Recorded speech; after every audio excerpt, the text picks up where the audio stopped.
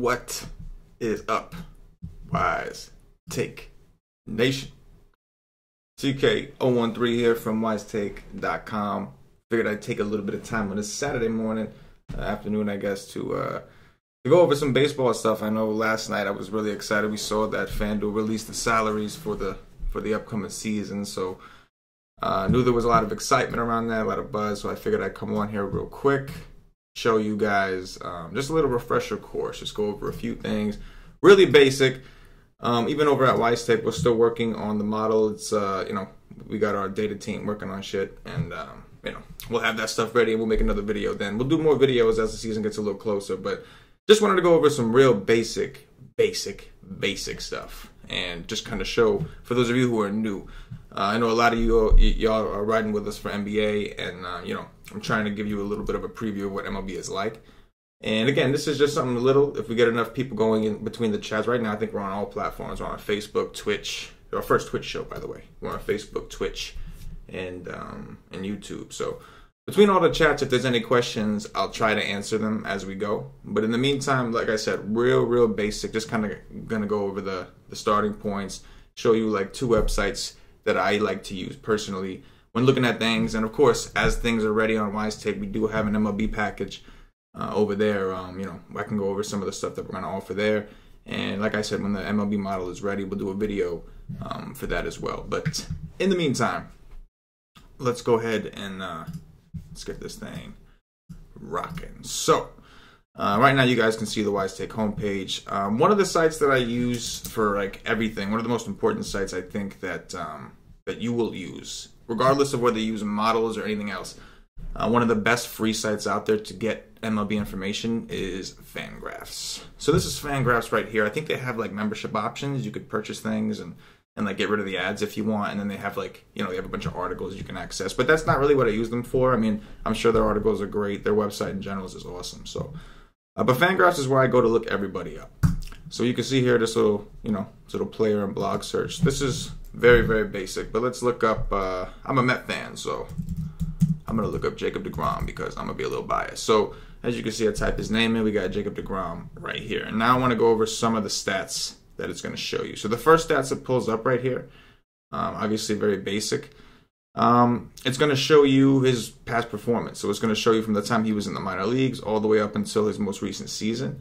And then if you look down here, it actually shows you what some of these season-long projections are for the players. So you can see this is the bat. I think that's new. I think that's from Derek Carty or whatever his name is, from the Roto Grinders dude.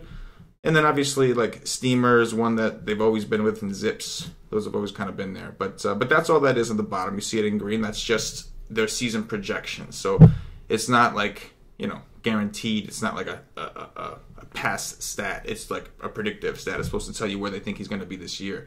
And I like to use it sometimes just to kind of get an idea for like regression or progression of a guy's season. Guys get older, they deteriorate, and on the other end, guys develop and they get a little bit better. So I do like to take a look at these kind of things. So anyway, let's take a look at the most important things here. So if we're looking at deGrom, obviously we're looking at pitchers. So if we were going to look to roster a pitcher, just looking at the pitcher himself, before I even really dig in here, one of the ways that I like to use to try to help me determine if this is even a game that I want to target hitters against is I actually go to Fantasy Labs.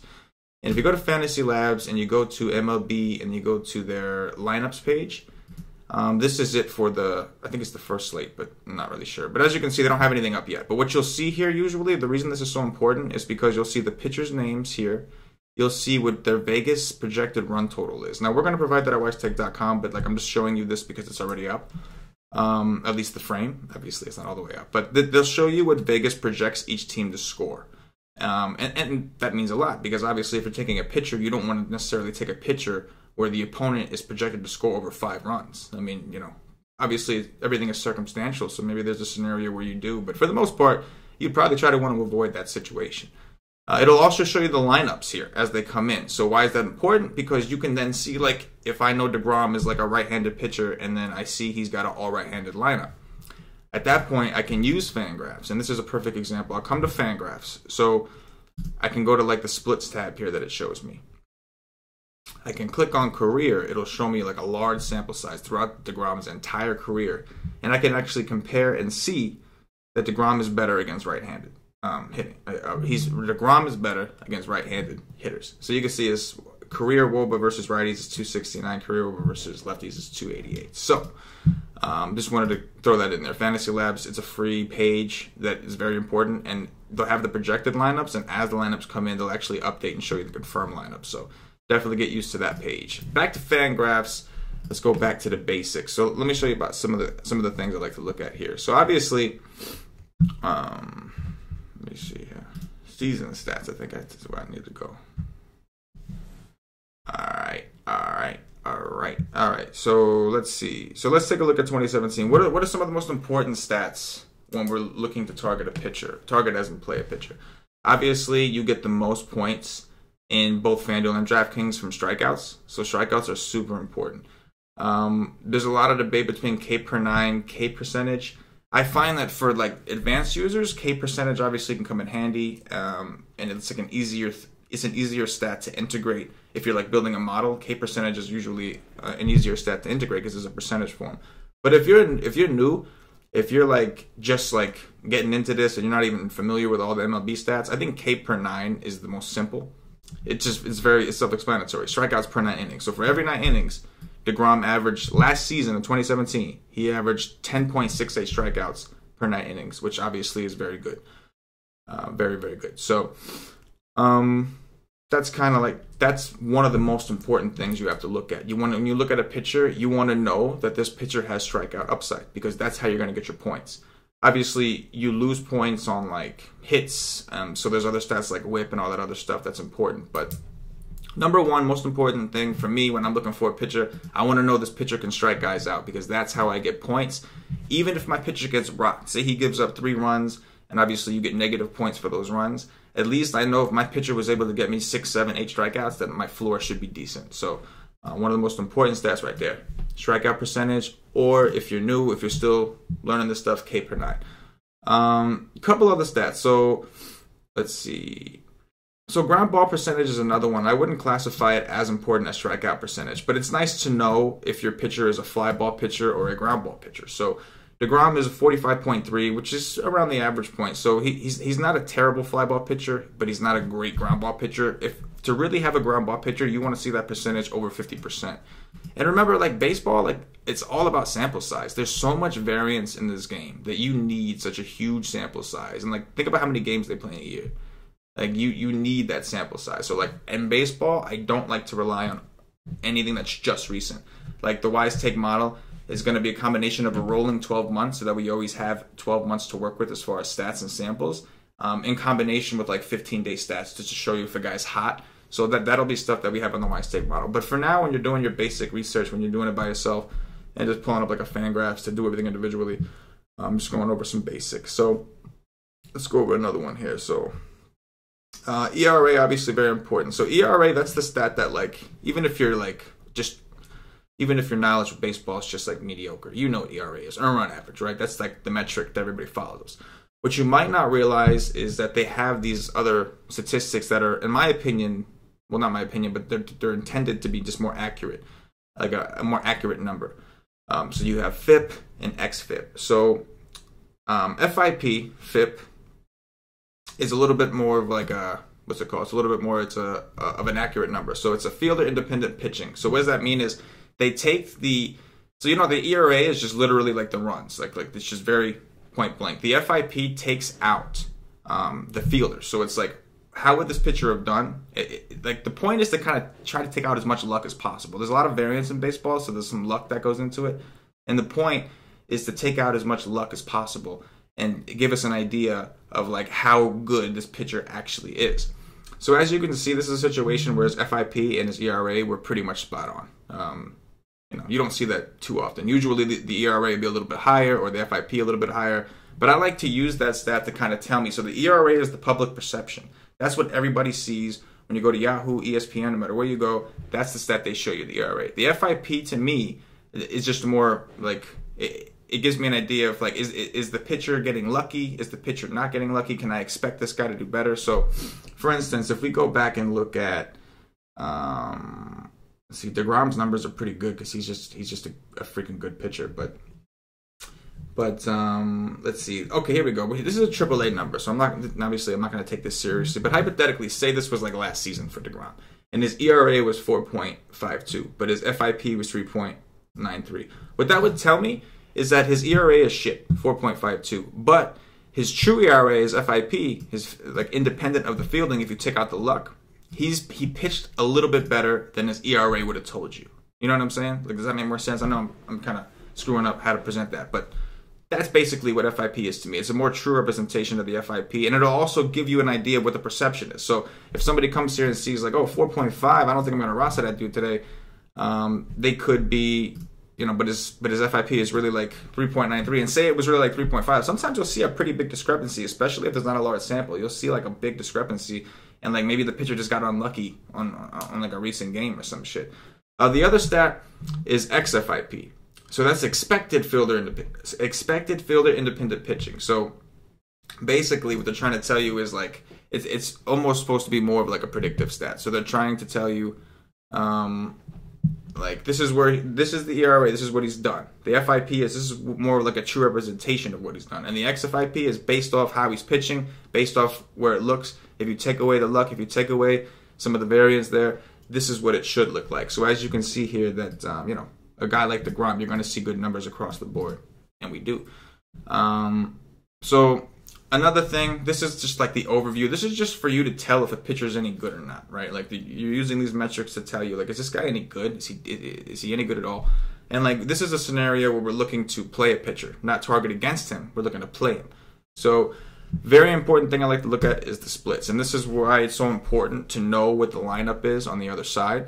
The reason that it's so important is because pitchers have different like strengths and weaknesses, just like everybody else in every other sport. Some pitchers are really good against lefties, some are really good against righties, and it's the opposite. Some guys get crushed by lefties, some guys get crushed by righties. So it's very important to like not just look at the overall like, is this guy good? Like, of course you want to know if he's good, but then you really got to dig in, and that's where this lineups page would come in handy. So we went over just briefly like why it's important to look at the splits, but like say we had DeGrom here and we had like a bunch of righties here, right? And we go here and we see that we already checked the WOBA. We know that DeGrom gives up less damage. We'll just say that as an easy way to put it in case you guys don't know what WOBA is. WOBA is weighted on base average, so it's supposed to be a more accurate representation, like way more accurate and trustworthy to use that stat over like a batting average or something like that, right? So the point is, we know DeGrom is better against righties as far as damage he gives up. But what we also want to look at, again, is strikeout percentage, right? Because at the end of the day, that's the most important thing. We're looking for strikeouts. So as you can see here, DeGrom's K per 9 was 9.15 to lefties. Pretty damn good, but his K per 9 to righties was 10.14. So if you had a situation to take DeGrom, and you're looking here and you're seeing that maybe it's all righties, or maybe just all but one righty, then that tells you that DeGrom is going to be closer to this side. He's going to be closer to the 10.14 because he's facing mostly righties, so he averages that against. So like these things are extremely important. And again, you can see here, same thing with the strikeout percentages. Like I mentioned that some, you know, more advanced people typically like to rely on the strikeout percentage, which I think makes sense. I like to use them both. I like to see them both. I just love seeing strikeouts. That's my thing. I love pitchers. So aside from the lefty-righty splits, you can also dig. The reason I like FanGraphs is you can get so in-depth. You can even take a look at the home and away splits. So now what I can also see here is not only is it lefty or righty, but the next question is DeGrom on the road or is he at home? And there's several reasons that we can get into down the road. Maybe we'll be doing a bunch of MLB podcasts and all that shit. We can get into all that stuff with Joe and Paulie and Cash and Johnny and BK, everybody, and Cam. But right now, again, I'm just trying to get you the basics. I don't want to overwhelm you. So at the very basics of home and away splits, and I think home and away splits matter more for pitchers because, like, for hitters, I think a lot of times, like, while sure some guys just play well in a certain park, for the most part, I think it's like you have hitters parks and pitchers parks. There are some ballparks that are better for hitters, and you have some ballparks that are better for pitchers. You can Google that. ESPN has a pretty good park factor. It's free. Again, you could use it. We're going to have park factors on our site, on our model. So if you're a Wise Take subscriber, you will already have access to something like that. But it's important to know the parks. And you don't have to, like, before the season, look up everything and figure it out. But, like, when you're first starting, for instance, like, go ahead and go game by game and just look at the stadium and look it up real quick. It'll tell you. It's really easy to have it ranked, like 1 through however many freaking teams there are. So it's real easy. But anyway, home and away splits and why they matter. So we checked out the lefty-righty. We see there's some significant numbers. Now look at DeGrom's home and away splits. And when he's on the road, his WOBA is 301, which is good. It's still good. But it's not, it's okay. If you look at his home WOBA, right, 254, that is elite. That dude is just, that tells me that this dude is just a beast at home. And you'll see throughout the season when DeGrom is at home. Now, just because this is what he's done doesn't necessarily tell us what he's going to do. We've seen guys like Matt Harvey, his teammate, taking complete, step backwards, Steven Matz, a lot of these guys. So, again, I'm just kind of showing you just in preparation what to look for. And make sure you have a sample. This is obviously a pretty good sample. I'm looking at his career. So I'm not looking at 2017. I could. If I click this button here, it'll tell me what he did last year. And I expect to see some similar numbers. Yep, a little bit better here. A little bit better here. He actually got roughed up a little bit more. But it still balances out. Still lower at home. Still lower against righties.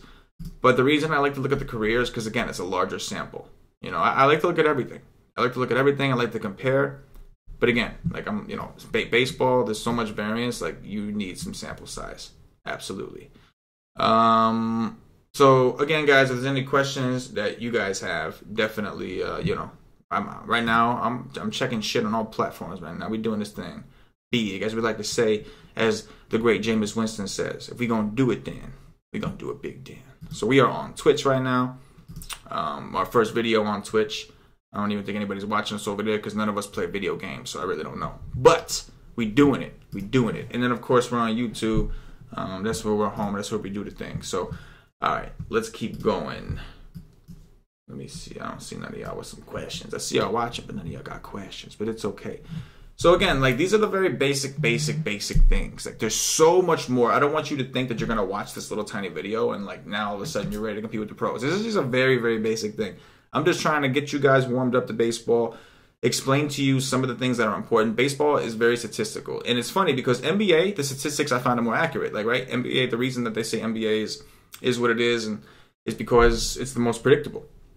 There's the least amount of variance. There's obviously still variance. Anytime there's human beings involved in anything, there's going to be variance. But there's the least amount of variance. So, at least in comparison to football and MLB, those big three sports. Let me clarify that. But because there's some other sports I don't want to. You never know what might come up next for DFS. But yeah. So let's take a look here. All right. So those are the basic, like, is my pitcher good and is my pitcher in a good spot? Remember, strikeouts are king on both sides. Strikeouts are king. On DraftKings, like, we can talk real quick about a difference between the sites. On DraftKings, you get penalized. Your pitcher gets penalized if he gives up walks or hits, right? Like, you lose tiny fragment. You lose a little bit each time he gives up a walk or a hit. On FanDuel, that's not the case. So as long as he don't give up a run, you don't give a damn. Like, I mean, obviously you don't want his pitch count to get up high, but we'll get into that. That's a little bit more advanced. But yeah, it's like, if like you have a pitcher who has a high strikeout rate, but he also has a high walk rate on DraftKings, that could hurt you. Like, he can keep getting strikeouts, but then keep walking people, and like you're kind of losing points as you're going. And on top of that, now he's probably going to leave the game early because his pitch count. On FanDuel, if the guy was cheap enough, you could probably get away with that because you're not losing points when this asshole's walking guys. You know what I'm saying? Like, you're not losing anything. You're just not gaining anything. So as long as he's racking up those strikeouts. And you'll see some instances, there are some pitchers out there, they'll be super cheap. And, like, they have a ton of K upside, but they're wild as shit. And so their pitch counts get crazy high in, like, 4 innings, and you'll see that. But there are some instances, rare instances, where, like, that pitcher, maybe he was, like, 5 or 6K, he was, like, super fucking cheap. Oops, shouldn't have did that. But say he was, like, extremely cheap, and it allowed you to load up on other bats, and say he was able to get, like, 6, 7, 8 strikeouts in those 4 innings, which is, like, I know it sounds crazy, but we've seen it happen with certain guys, then, you might be in a decent position. So there's a lot of things to consider. But again, on DraftKings, keep that in mind. On DraftKings, whip is very, very important. Let me see if I can find that shit for you. I know I can find it on, again, I haven't opened up FanGraphs since last season, so you got to bear with me real quick. That's why I figured I'd do this video, because I had to fucking look at it too. Damn, I keep doing that. I had to look at it too. So I figured I'd look it up with you guys. All right, let's see, DeGrommy. Let's see, where's your whip? Here we go. So whip shows you right here. Again, FanGraphs. I just scroll down a little bit, and like, yo, this site is awesome. FanGraphs is awesome. FanGraphs will be your best friend during MLB season. And again, we're working on a great model. We love our models. We love our tools, all that stuff. But like sometimes you just need to look somebody up individually, and you need to really dig in on a player or a situation. Like, I'll use my model, I'll trust my models, I'll trust my stuff, but I don't care. I'll always look up the player myself just so I can see it, you know, like, and look at all these stats you get off one player. This is just Jacob deGrom. Look at all the stats we have to work with. So let's take a look at whip. Walks, hits, innings pitched. That's what whip is, right? Like, whip has been around forever. That stat everybody knows. But maybe people don't realize like how much that matters in DFS. DraftKings players know.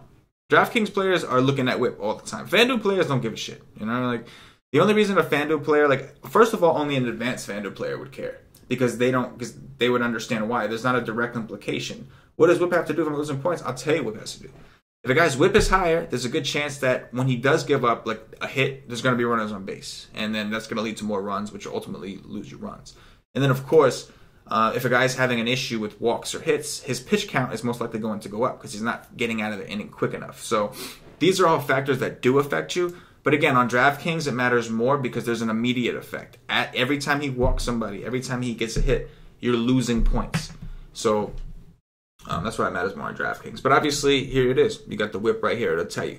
So, like, you can see DeGrom when he was in Double-A in 2013, this means nothing. But his whip was 1.48. So that's risky as shit. You know what I mean? That's high. That's like, think about it. That means, like, for every inning pitched, 1.48 is his average. That's his average. So you're talking about a situation where most pitchers usually get out of innings, like most innings, without really too many issues. And like 1.48 tells you that season, he was having trouble. He was having some big trouble. You compare that to where he's at now, coming out of 2017. Look at his whip, 1.19. Phenomenal. So, I mean, DeGrom's an elite pitcher. So I picked his stats because his stats would be the prettiest. And, like, I want you guys to, like, find nice-looking stats. So that's why I pulled this bad boy up. So now let's flip the script. Again, this is all basic stuff. There's so many things that we'll get into down the road. And, like, you know, if you guys out there are looking for some help, if you have questions, if you want us to do a video covering a certain type, we're going to try to do more of these Q&A kind of things. I mean, this isn't like sleep-specific stuff. Like, everybody has that. We have sleep-specific stuff. We'll have podcasts every night like we always do for baseball. We'll have the Wise Stream 7 days a week. We'll have articles. We'll have all the stuff in the world at wisetech.com to help you out. And the NBA, and just like the NBA podcast, the MLB podcast every night is free. So we'll always have something to help you. But this is a little bit different. This is more like, I want to help you guys with strategy. I want to show you, like, maybe some things. And again, this is like a very big basic. This is just a refresher. Most of you guys, I'm hoping, if you play DFS, you already know this shit. This is a refresher.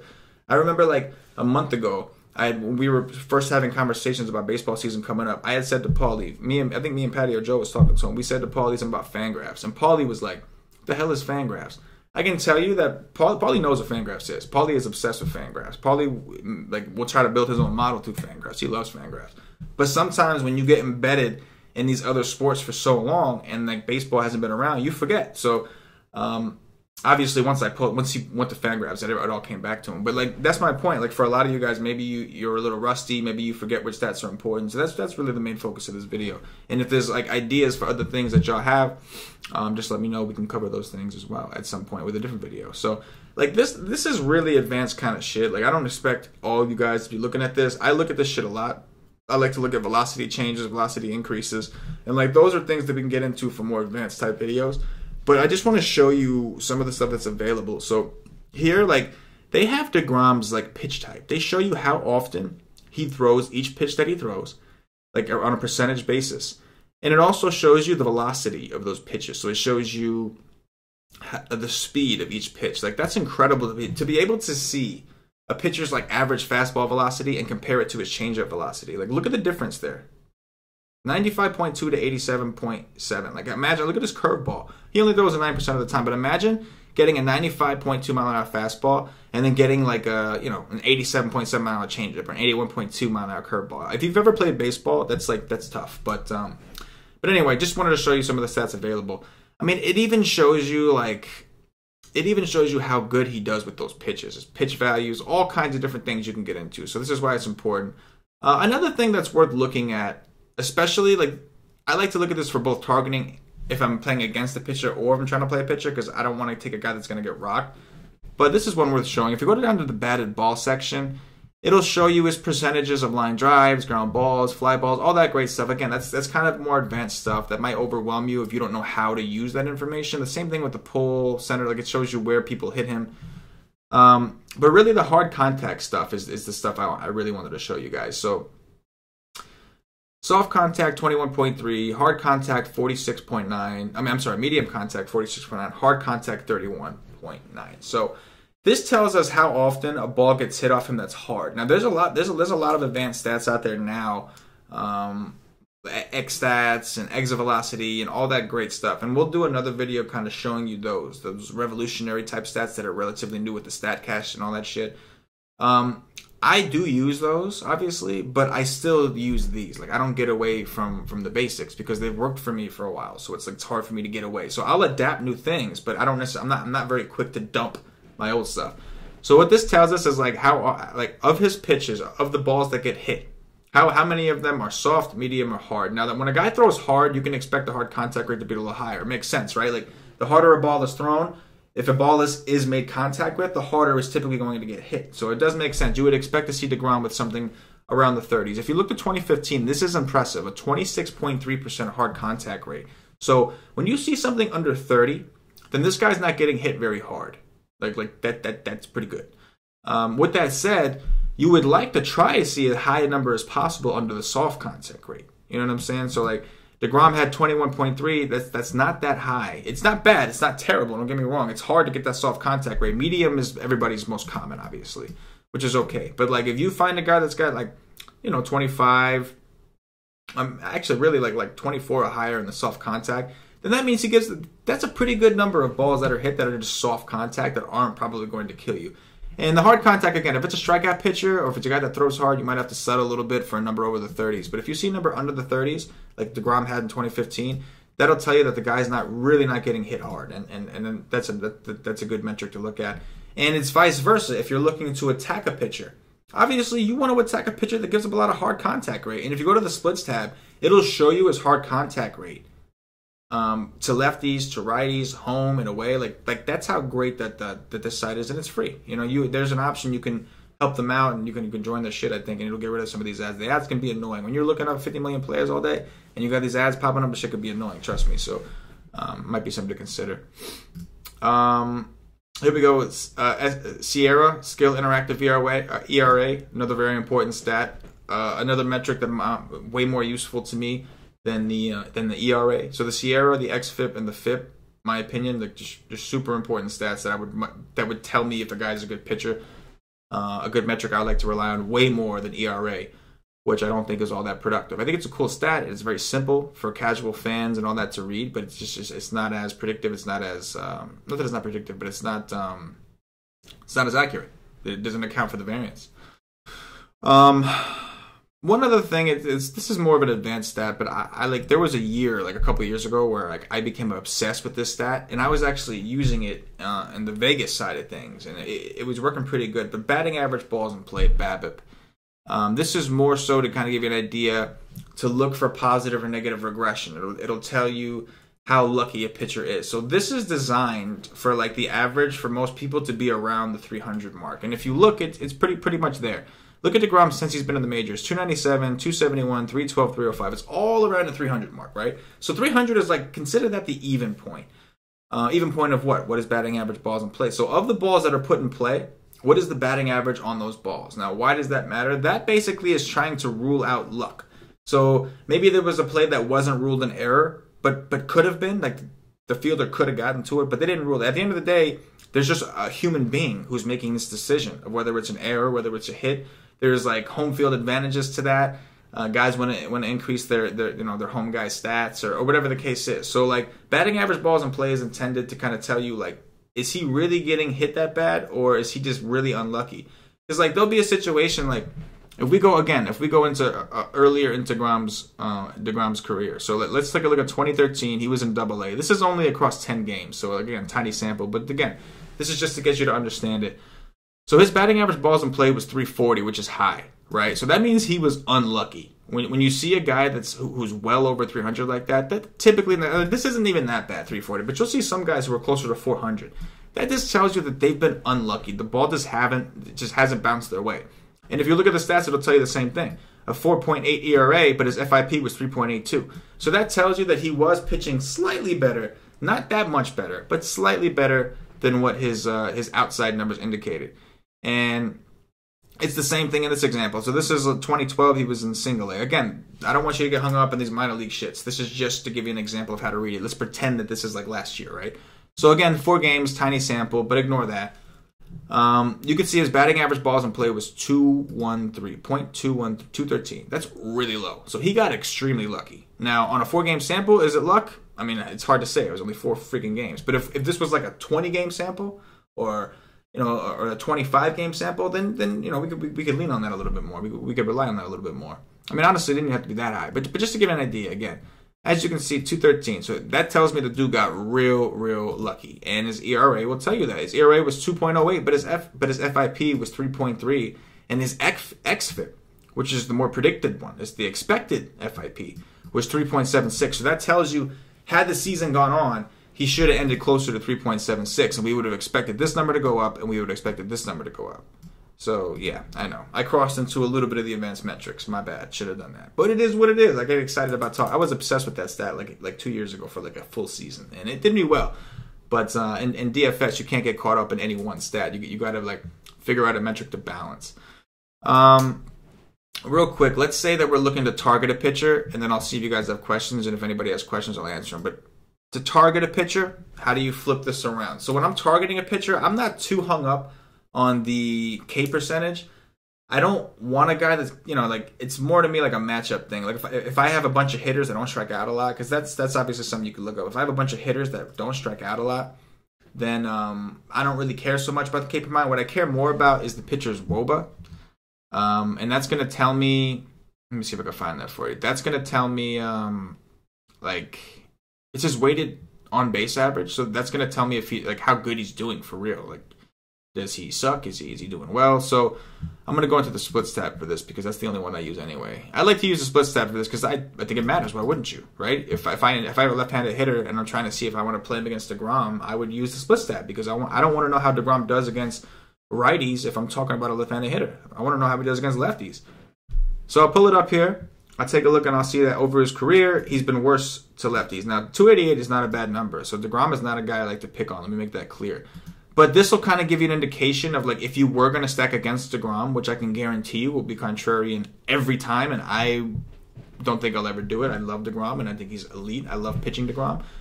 But basically, from these stats, you can take a look at the stuff we went over, and you can basically determine that if you were going to target DeGrom, your chances of being successful would be higher if you did it with a lefty and if you did it on the road. So as you can see here, his WOBA is higher to lefties. Again, 288 is not good. I want to attack a gas can. I want to see like a 350. I want to see like a 330 or higher. Those are the numbers that I want to see if I really want to target against a pitcher. I just don't feel like going through and looking up every freaking pitcher and looking up these badass pitchers. So I'm looking up DeGrom only just to show you the basic metrics. But what this will tell me is DeGrom is worse against lefties, so I want lefties against him. It's also going to tell me DeGrom is significantly worse away, so I want to attack him on the road. So that's how you kind of use these things to kind of make your decisions. Now in baseball, there's a shit ton of variance. Like, DeGrom is great against righties and he's great at home. He's obviously going to give up home runs to righties at home. So there are some times where you kind of have to go away from the numbers.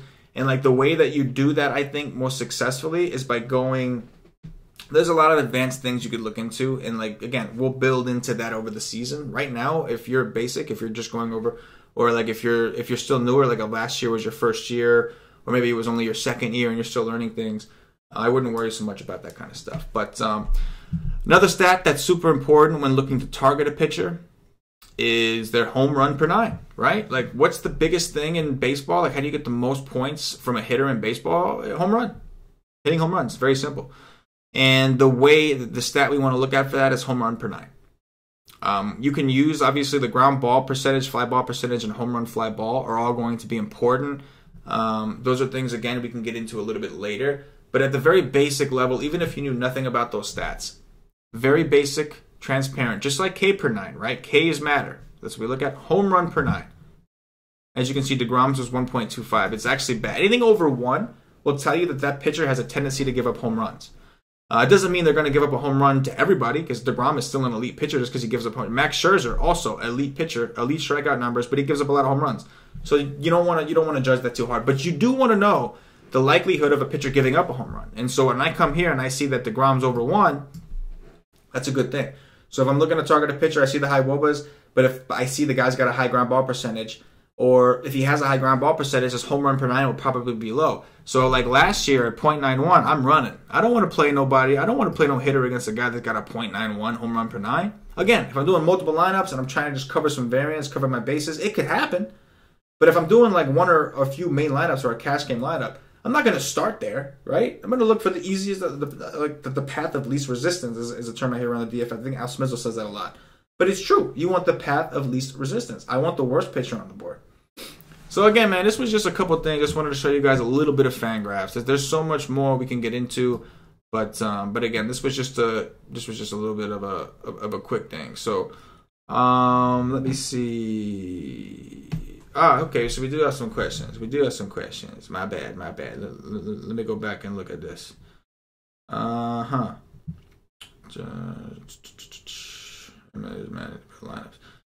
Charles Pritt says, just tuned in and joined the nation a month ago. Welcome to the Wise Tech Nation. Appreciate you. Started with DFS in December 2017.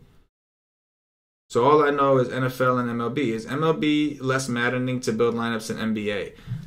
Yes. In a very, very basic standpoint, I'll say yes. And the reason I say yes is because with MLB, they have like regulations where they're regulated. The lineups have to be out a couple hours before the game. I think it's like 2 or 3. So I think it's 2 hours. So you won't have all the lineups, but for the most part, you're going to know who's going to play. Late scratches are much less rare. You usually know who's going to play. You will have late scratches, don't get me wrong. You will have a pitcher who's trying to pitch, and right before the game, he just can't go, or he gets sick. Like, you'll have a hitter, same situation. He wants to play, tried to play, just couldn't. So, like, it happens. But, yeah, definitely less maddening. And, like, in baseball, the other thing about baseball is, like, a lot of times you're using stacks.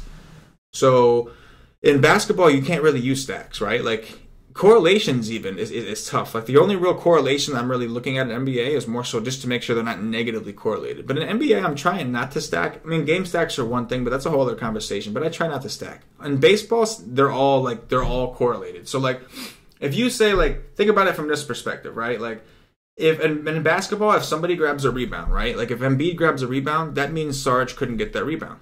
Only one person can get a rebound. Embiid just got it, right? So, like, it's the stacking thing doesn't work. In baseball, if the leadoff hitter gets walked and he's on first base, and now the hitter behind him hits a home run, right? Just hypothetically, I could have made this example super long, but I'm not going to. Just say a home run. So then, now you get points for the guy that got walked, the leadoff hitter. You get points for rostering that batter because he got walked, so that's 3, and then he scored a run. That's another 3. So he's got 6 points right now. Meanwhile, the guy that hit the home run, if you rostered him also in the same lineup, he hit a home run, so he got 18 points or whatever if it's FanDuel. And plus, he's got an RBI for that other guy scoring. You see what I'm saying? So, like, it's all related. So you want to stack. In baseball, that's really, like, in tournaments in baseball, that's what you're doing. You're finding the right stack. You want to find the pitcher you want to attack that night, whether it's for contrarian purposes, ownership purposes, or it's just because I don't give a damn, this guy just sucks, the D.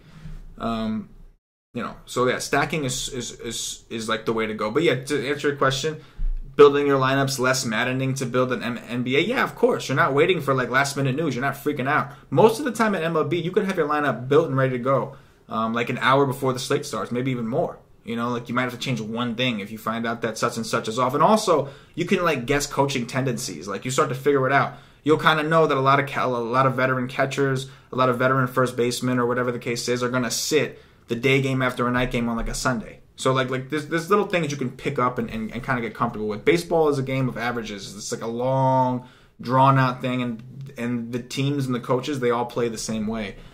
MLB stacking. A lot of questions on stacking. How to determine the low-owned stack teams that can go off? That's a great question. So stacking, again, one of the most important things in baseball, and that kind of what makes lineups a little bit easier. Once you decide on a team to stack, then from there you kind of just go through the list and just make your stacks of like, okay, 1 through 4, or 1, 2, and 3, or the 1, 2, and 5 because I liked his numbers better. But the question is how to determine low owned stacks that can go off. So we'll start off with ownership. I think that's a pretty good one. So for ownership, that's where this page is going to come in handy.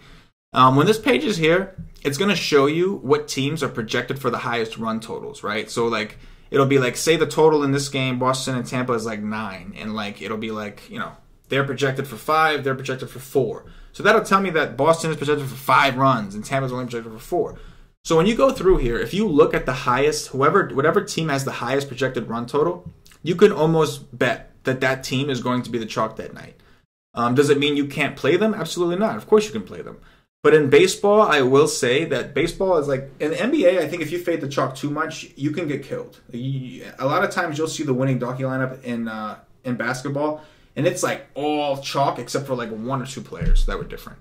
In MLB, it's not like that. In MLB, like there could be a whole stack that's unknown that can go do it. In MLB, there's so much variance that like I love fading the chalk. Now, you'll see guys like Patio Joe are very good at nailing the chalk. Some of these cash game guys that are really good, they're good at finding the right chalk. And in baseball, I feel like that's tough to do because think about it, the best hitter in the world, in the best matchup in the world, can go 0 for 4 on any given night.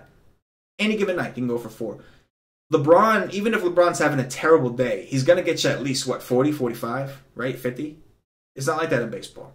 If the guy's off, he can get you a 0. You can get zeros in baseball with the guys playing. Think about that. You can also win tournaments in baseball with zeros in your lineup. You can.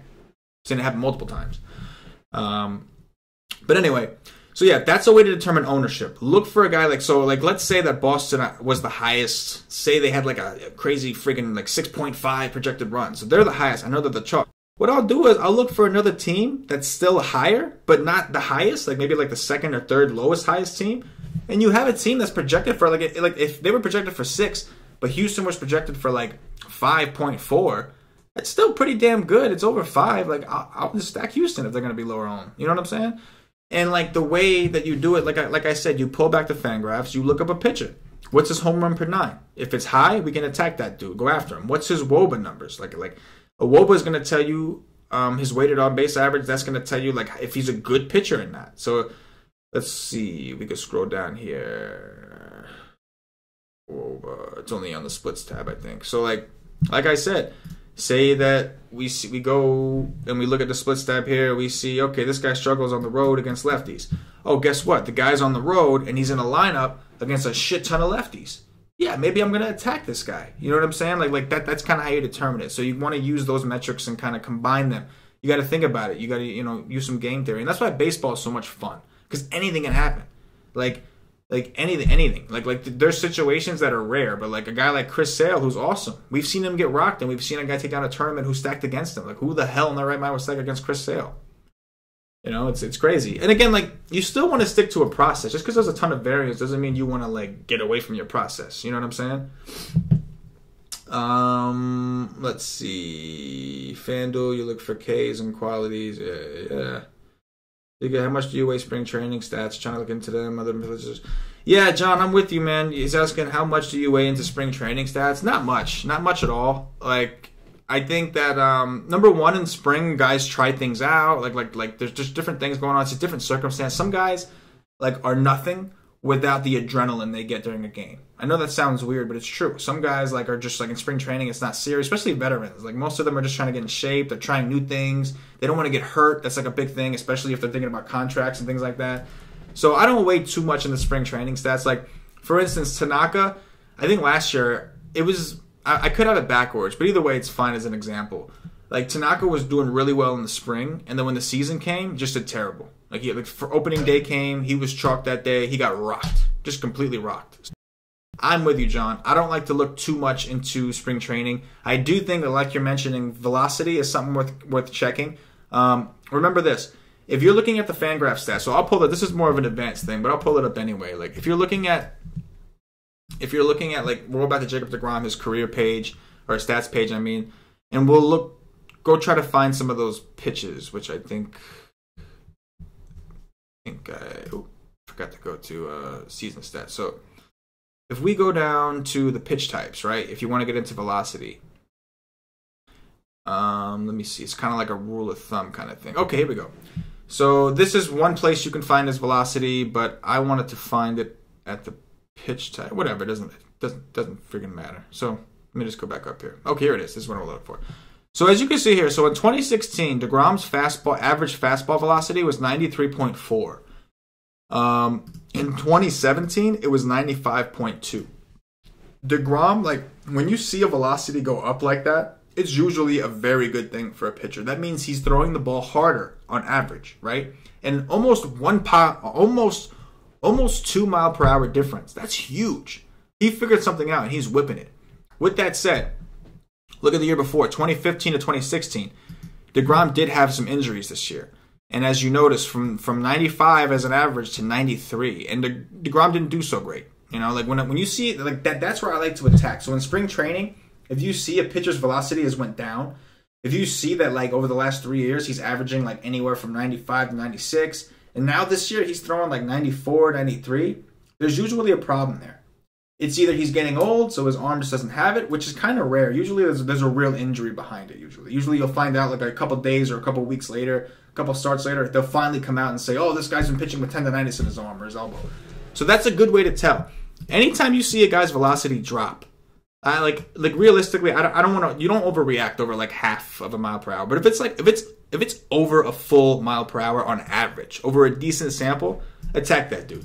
If there's something wrong with that guy, attack him. And on top of that, if you're used to getting by, think about this: if you're throwing 95 and your changeup is 85, that's like almost a 10 mile per hour difference. But if your shit drops 93.4 and it's still 85, that's not that much of a difference. Like it's still a good difference for him because he's a good pitcher, but in reality that it's worse. So there's a higher likelihood that he's going to give up more hits this year.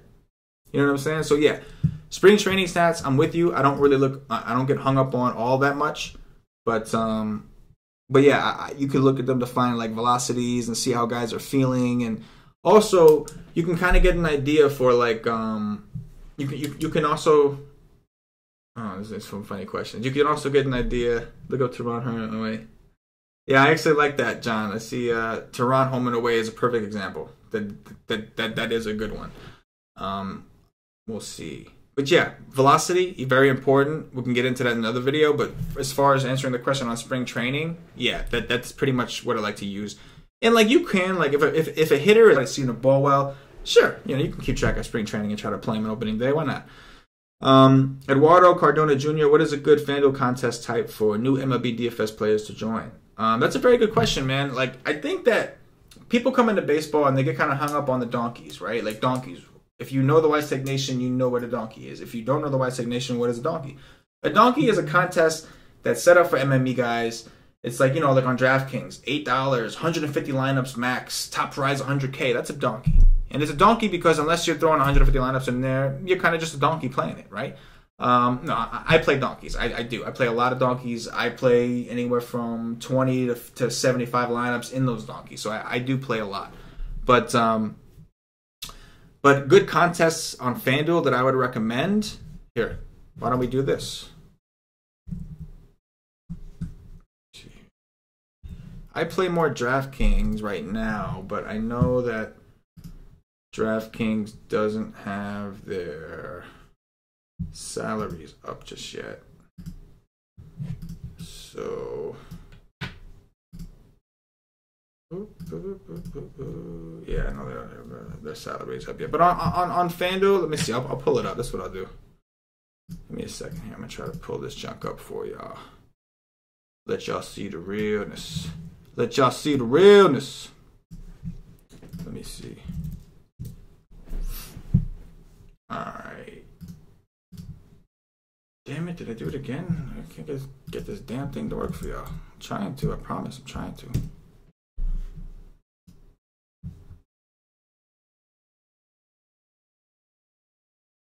Okay. Alright, so let's go over to MLB, which I know it's not set up all the way just yet. Let's say, so some contests. What should new players be looking at? So, as you can see, this is the donkey I was telling you about. It's $9 to get in, 150 max, books, 52,000 some people, 100K to first. That's great. But that's like, and like, don't get me wrong, you can play those. I'm not telling you not to play those, but don't only play those.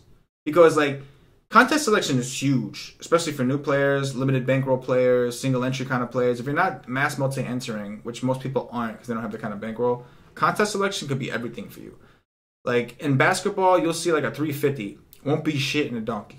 You'll finish like 30th, you'll win, or you'll finish like 250th, you'll win like $30. Yay. That 350 could have taken down a decent sized contest and you could have won yourself $2, $3, $4 grand. You know what I'm saying? Or even just like $500. It's still a lot better than winning $30 when you have that good of a score. So some of the contests that I would recommend you ought to play, obviously single entries are great, right? Like single entries, or like if you want to do multiple lineups, this is decent. This is a 10 entry max. But they don't even have all the tournaments up yet. Really the stuff that I would want to show you guys, that I wanted to show you guys, there's a couple of them. You know what? I'll bet you they happen for NBA right now. They have a lot of the similar contests. So let me pull up NBA and I'll show y'all some of the stuff I think y'all should be playing in. Single entries is a given, obviously. 3 entry maxes are fine. But there's really a particular, let me see. There's like a particular contest that like I love playing in baseball because there's so much variance. It's like it's like $3. Usually one for $3 and one for $100. But oh, here we go. Here's the $5 one. So this is a $5 contest. $5 to get in. Only 119 people. This is a realistic contest. First place is $50. To be honest, I prefer to go to the 100-man. So I'll go to, this is something I play a lot in baseball, these 100-mans right here. So let's see, $5, right? $5, only 100 people. Now, only the top 12 win. So obviously, this is just a dummy lineup. You can ignore that. I am not playing this lineup today, just to put that out. This is a dummy lineup. So I can enter contests earlier. But here we go. Look, first place is $125. You only have to beat 100 people. You have to beat 99 people. You get $100 for first place. And even if you get like 12th, like you still get 15, you still get 3 extra money. So yeah, you got to finish in the 12%, which is hard, but you can usually find some weaker fields. Like you'll find some, like there's some guys like Chipotle Addict. Some of those guys will be in here. I think it's kind of effed up that they're in there underneath a certain amount.